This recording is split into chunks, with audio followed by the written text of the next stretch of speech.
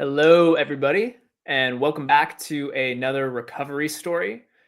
This time I am joined by Ben Garland, who is a state champion cyclist out of Arizona. And we worked together for a few months. Ben had chronic leg muscle spasms, and he's going to share his recovery story today. Ben, thanks for being here. Yeah, thanks for having me. This has been a wild journey working with you, and it's crazy to come back now, like a year later since then, and kind of we were just talking off mic about where life is at today versus where it was at then, and it's been a recovery story, but also like a personal transformation story. And the work that started with a focus on solving the symptom has really kind of resulted in a profound change of me as a person. So, which you don't realize until you kind of reflect. So, excited to share that today. Yeah, and I love the way that you just put that because that's really what the symptoms are calling us inward to do, right? It's to realize things about ourselves and to make changes and to stop living inauthentically. And I think your story is really emblematic of all that. Um, so to set some context for the folks watching, so you are a competitive cyclist, you were a competitive triathlete, and you'd been dealing with these chronic leg symptoms for a while. And I remember you told me before you found this work, you had tried every test, screening, MRI, everything under the sun, spent like 10 grand on different treatments. You were told by a doctor that you might have early onset ALS or MS and received all this scary stuff. And you were afraid that the things that you would love to do, like being out in exercising and pushing yourself, you thought those days were over. And now you're back to essentially competitive racing on the bike and doing all these amazing things, balancing the challenge of being a CEO, a husband, a father of two young kids, and that's essentially kind of the general context that we're coming in with. Did I miss anything there? I mean, you said it really well. I think the way this all started for me was I was a triathlete, and I didn't realize this till later, but I was a triathlete because for probably all the wrong reasons. I'm definitely not physically or genetically built to be a triathlete, so I got into it and this is a big part of the theme of my story, but I got into it on an invitation from a friend. And it started out as this casual thing, and we did a race, and then we wanted to do an Ironman, and it was a hobby. And I was a mid to backpack person doing the whole like let's complete this challenge, right? That seems impossible to complete. Um, and that was the joy of it, was like chasing this hard thing, which really aligns with my personal why, and what motivates me is doing hard things, taking on challenges with the goal of inspiring others to do the same. And so this idea was like, oh yeah, you want me to do it with you so that you can do it? Wonderful. And then over the years, I started joining, triathlon groups, and wanting my A-type personality wants to now go faster or go farther, or whatever, train harder, got a coach, and suddenly became this person who was competing. And then, was able to get on the podium in local races. I think my best Ironman finish was like in a 70.3. I could finish like top 10 in my age group, qualified for the world championships twice, which these aren't big accomplishments per se, but for me, as someone who had no business being a triathlete, this was huge. And suddenly at some point, it went from being a hobby or a passion rooted in like inspiring others to achieve their best, to this like high pressure, I need to perform, with carrying the weight of like, I don't feel like I should be here. I don't feel like I'm capable of this. Um, but also this big weight of like, I have all these people relying on me. I'm on a team. I'm paying a coach. I'm setting examples for people I'm mentoring. I have to perform here.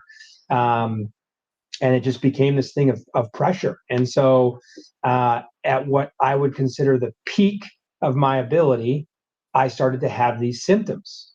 And for me, we're calling them muscle spasms. I was referring to them as cramps because that's kind of what they were. And when it first started happening, it would it would manifest like a cramp. I would be in the middle of a hard workout or the end of a hard workout, and I would get a muscle spasm. You would stretch it, it would feel better. Take more salt, whatever, drink more water. I live in Arizona, it's a normal thing. Mm. Well, as time went on and the events got bigger and the pressure got bigger, and this self-image and identity this thing I was getting my identity from entirely became bigger and bigger in my life. The symptoms became bigger and bigger, and they started manifesting in weirder and weirder ways. And what I mean by weird is they would no longer make logical sense. It was at the very beginning of a workout, like before I even started pedaling, I would start to get a spasm, right, or a cramp. And then it started out with one race, and then two race, and then every race. Literally during my warm-ups before the swim, I was having this crazy pain in my legs, typically manifesting as what felt like a cramp in my quads or hamstrings. If I got through the warm-up, I would do the swim, and then I would come out of swim running through transition, my legs would just shut down. And it would feel like I was having the cramps of a dehydrated person at the end of stage 20 of the Tour de France. But I had not even completed a run. Yet the day before and the week before and the months before, I could train without issue above and beyond the race requirements. And so it couldn't be a muscle spasm. It had to be something else. And I started this search for the cause, right? The medical cause of this issue, this symptom. And that's what you alluded to, this exhaustive search. $10,000 on one particular test. It was probably $20,000 plus over really 2 to 3 years of this slow decline in my ability to perform in key moments. And racing was one thing, but it started to trickle over into other aspects of my life. It became a daily challenge. Any high pressure situation, I'm a pilot. So the first time I flew by myself, it happened to me while I was in the airplane. If I got into a stressful argument with my spouse or someone I cared about, I might have symptoms the next day. And it got to the point where I literally would go grocery shopping. A guy who was running 20 miles is now having trouble walking through Sprouts and would have to sit down and take breaks and stretch. And that's where I thought, okay, this is a real medical problem. It must be.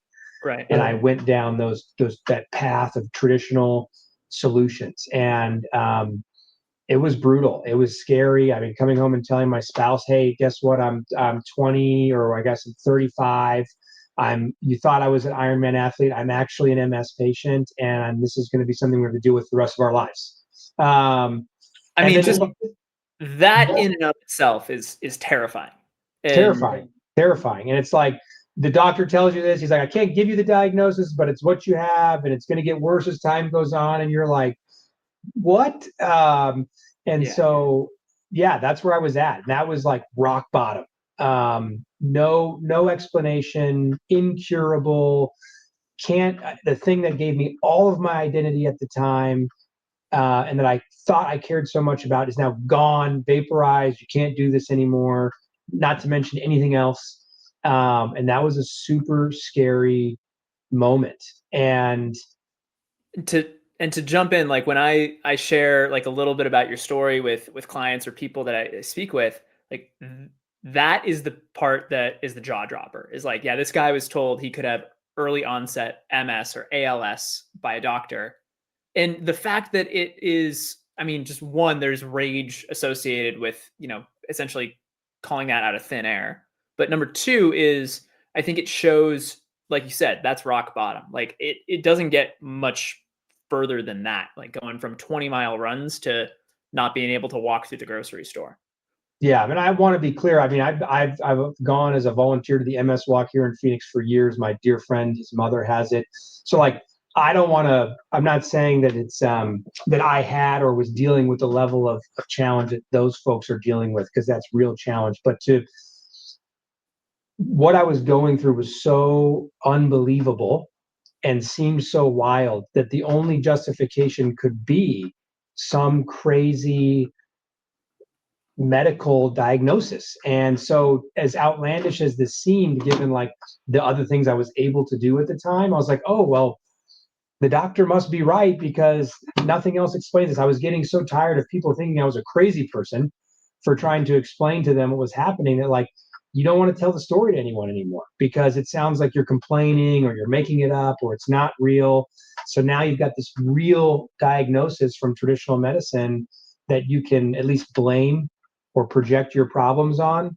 Um, and that's a scary moment, right? When the thing that you've been given, the solution you've been given to your what's going on question is a terminal, long-term chronic diagnosis. Yeah. So where did you go from there in terms of, okay, you're told you have this chronic long-term diagnosis, to interacting with George and getting into the TMS world? Yeah, so my dear friend George, we can change his name here, Georgia, to protect the innocent or whatever. But He's recorded one of these before as well, so okay, all right, fair enough. So he was going through a similar thing, similar symptoms, presenting different ways. Doesn't really matter, but he and I were both on this like journey of working up the ranks of triathlon. He's like real serious. I was down here, but we were going up our respective ladders and struggling in this way together. And I think I was reduced to like not being able to grocery shop. I think he was reduced to water aerobics, which are cool, but not when you don't want to be there. So he read this book, Healing Back Pain.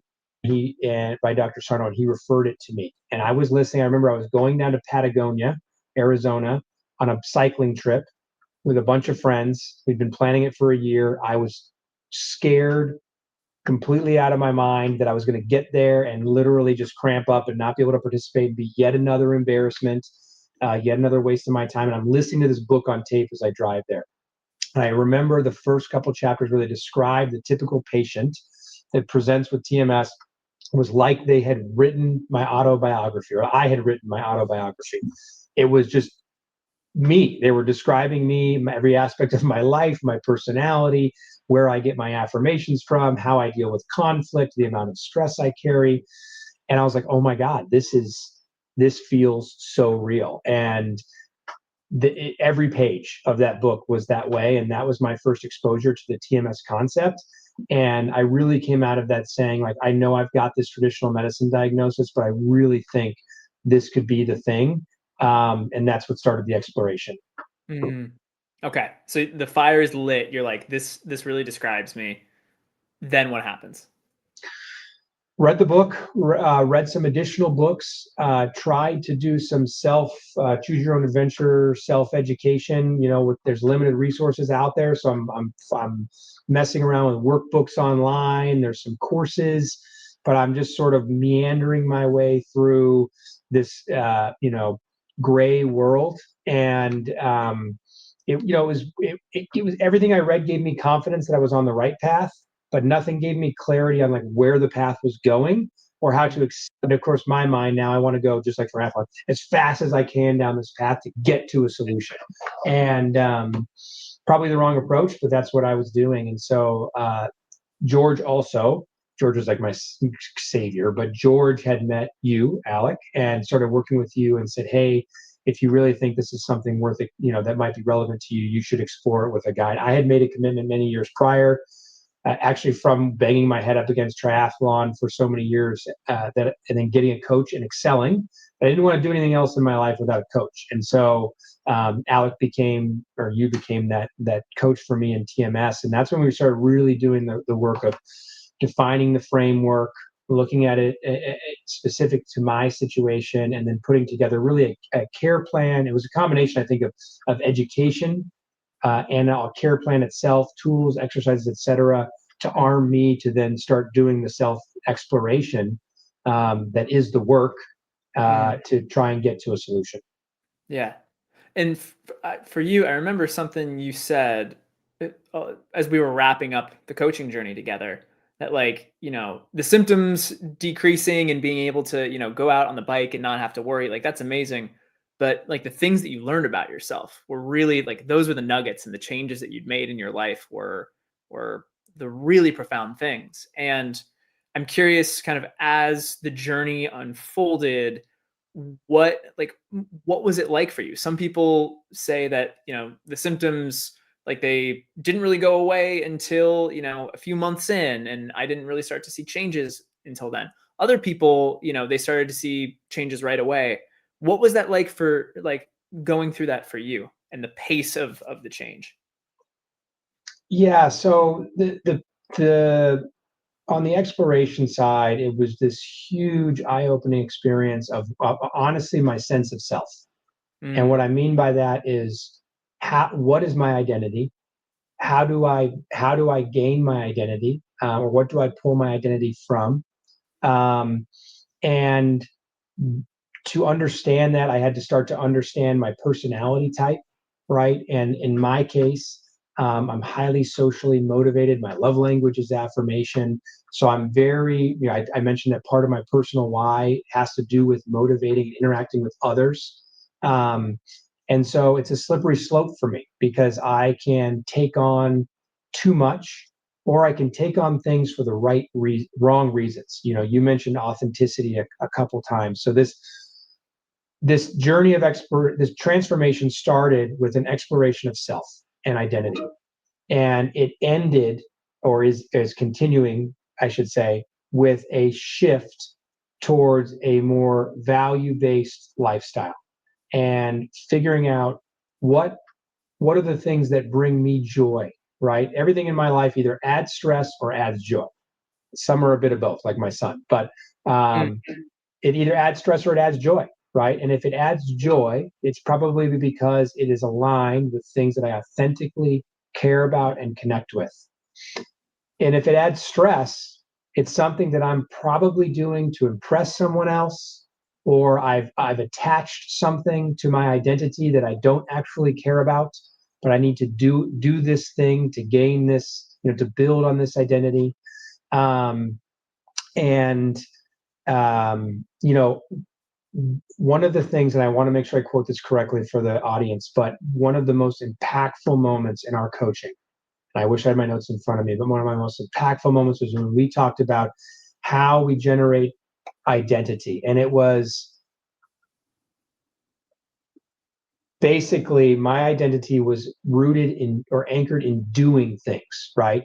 My identity was triathlete, CEO, father, whatever. And so instead of authentically feeling content in the fact that I was that thing, despite me having this huge resume triathlete and all the medals hanging in some box in my garage, I had to do the thing I had to do the work to be the triathlete or do the race to be the triathlete to then feel resolute in that identity. And as soon as I started to lose my ability to do the thing, the identity started to break down.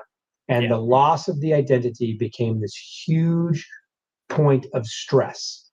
And that how I interacted with that stress or bottled that stress up, ignored that stress, or what they refer to in the book as rage, is getting louder and getting louder and getting louder. And eventually, if you're not going to recognize it and engage with it, you try to bottle up or hide it, it'll just get louder until you can't ignore it anymore. And for me, that was the manifestation of the TMS symptoms.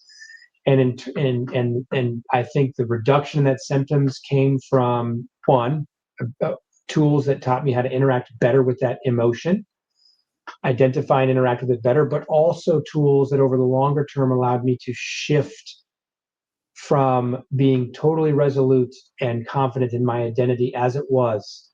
And Mm, I am a triathlete. I am a CEO. I am a dad. I can wake up this morning and do a triathlon or not. I can mm, train or not. And I still am this thing. I don't need to do to be. I am, and I will choose to do. You see what I'm saying? And so that was, I don't know what I say, see what I'm saying? You taught me. But the point is, that was a profound moment. And that was really, I started looking at everything in my daily schedule as, does this add joy or does this add stress? Am I doing this because I authentically want to, or am I doing this in order to somehow build identity, right? Or gain affirmation or for someone else's approval? mm, Um, and you start running through things through that filter or those two filters, the amount of stuff that comes out the other side as qualified for action isn't very long list. And so then I had this whole process of reducing what I was doing to focus on the most important things, giving up things that I thought I was in love with and were so important. And then the other side of giving up, you're like, why did I ever do that? Mhm. So yeah, anyways, that was the process. It's an ongoing process. It's something that I'm still doing. It's very easily, this is a lifelong thing of managing um, what I choose to do and the motivators behind that, so that I'm staying authentically aligned with things that are authentically important to me and aligned with my values. And I see myself sometimes straying back, and that's where I have to ask those two filtering questions again, to stay between the guardrails, right? I used to talk about having like I got to hit this goal, and it's less about a goal now. We talked about guardrails. I love that analogy. I'm on a highway. I'm setting up TMS guardrails that say, as long as I'm moving this direction, I feel good about my progress.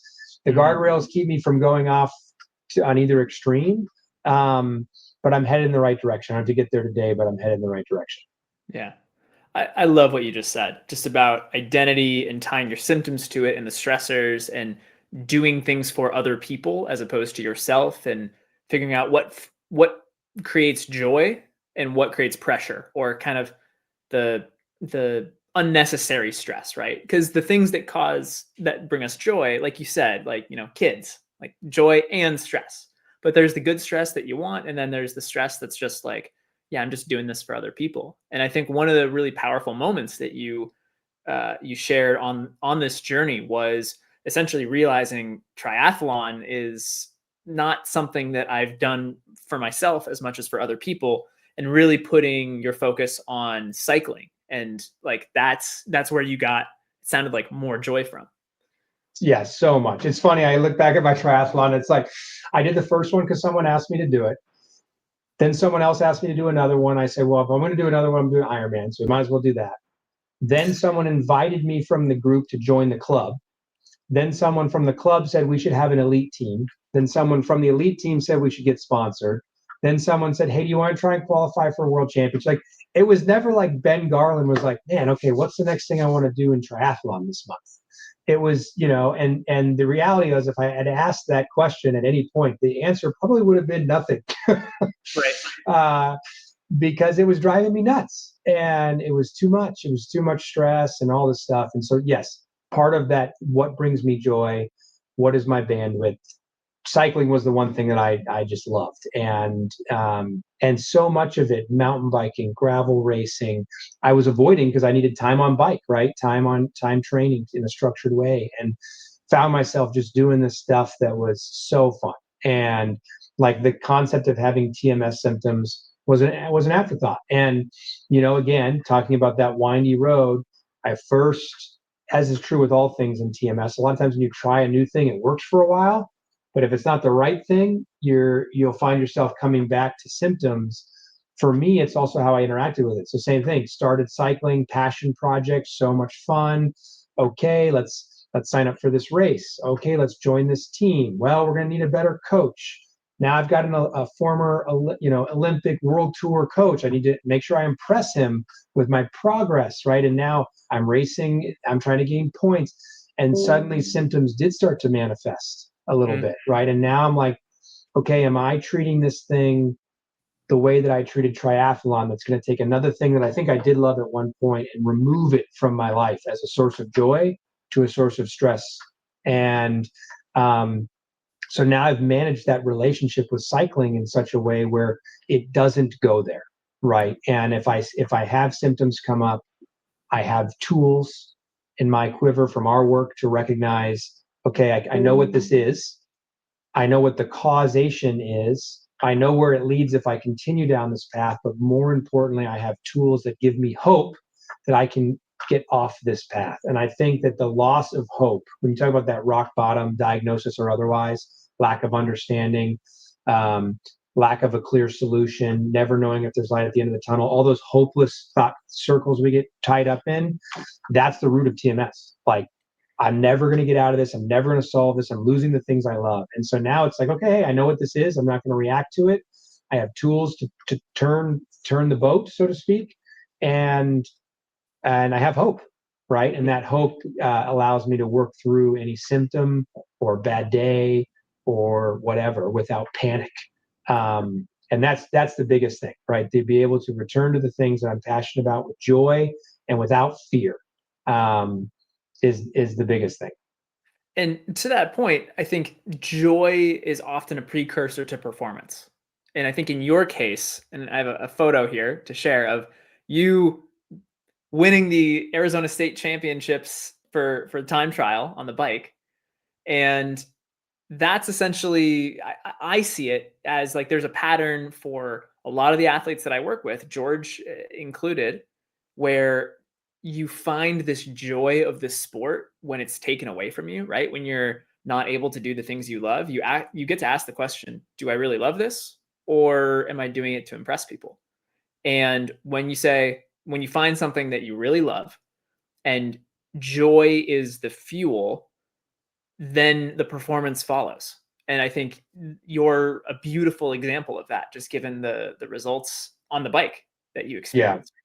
Yeah, I couldn't agree more. I mean, I love the parallels with the mindset that they talk about in tennis, right? A very solo sport, singles tennis. But Djokovic talks a lot about like the concept of, we all have negative thoughts. In every round, you're going to have 500, 5,000, however many negative thoughts. I don't deserve to be here. I suck at tennis. I should have hit that shot better, whatever. The difference between the best player in the world and everybody else is whether or not they engage with those thoughts or they have a tool or technique to just thoughtfully return to a positive, joyful, confident thought pattern. And that could be in my relationship with my wife, during an argument, in sports, during a low of performance, in the office, during a low of sales or a financial struggle. Um, and the ability to recognize but not react to the negative thought loop and stay in the joyful thought pattern is the key. And so yeah, whether it's, and the neat thing is, previously I was dealing with symptoms through avoidance. I was just saying, hey, I think I like this thing, but I'm not going to do it because I'm afraid of it. Maybe I can find something else that gives me joy. And that works for a while, but being able to actually return to the things that give me joy, that also I had fear of symptoms of, that was the big breakthrough. And, I think that's where I'm at today. And I know it will continue to come up from time to time, but the hope lets me continue to return to that joy. Yeah, absolutely. And I want to share another screenshot here of this is a text that you sent me after we were actually done working together, just about kind of your whole transformation.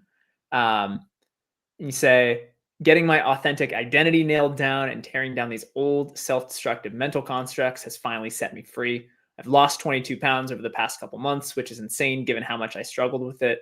I found some very resolute confidence, have compassion and appreciation of myself for the first time in years. Still have some physical symptoms now and then, but not bothered by it at all.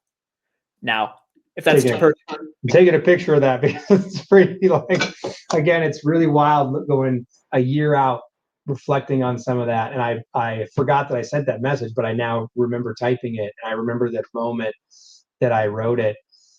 And that's another big transformation, this journey. It's like I look before the work, I would always look back at myself. I remember looking at pictures and I remember constantly, when I was wherever I was today, I needed to be something better. I was chasing something different. I was unhappy with myself at that time. But then I would look back at a picture like the one you just showed from a couple years ago, and I would say, man, if I could just be that guy, right? If I could just be as in shape as him or as happy as him, I would be happy today. But I know that that guy at that time wasn't happy with where he was, right? He was wanting to go. It was just this constant cycle of dissatisfaction with self. And so to read that message and to look back and say, man, there's a time where I was authentically happy and proud, which aligns with my why, because I was living in this way that was aligned with my values and making progress in the right directions for the right reasons. Huge. Like, it's very rare I can look back at a photo of myself or a text message of myself and say, in that moment, I was authentically happy. And that's a pretty, if you can say that about your life and it's hard to find those moments, you may have an identity misalignment or some of the issues that I have had or do have. And so I want more of those moments. I want to look back at more photos of my past and say I was authentically happy in that moment. And I want to live today in a way that gives me the best chance of being able to do that when I look back in a year. So that was one of those experiences. Yeah. Oh, well said. Well said. So I know we only have a few minutes left, and I'm curious, one, anything else you want to share about your journey, about ups and downs to the people listening? And two, what advice, if somebody is sitting here watching this video, they're dealing with the same or similar symptoms that you had and is in that pit of despair, is in the middle of it, what do you want them to know? What's your message for them?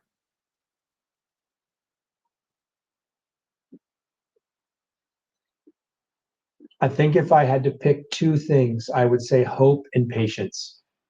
And hanging on to hope probably buys you some patience. Mm, But um, on the hope side, there is hope.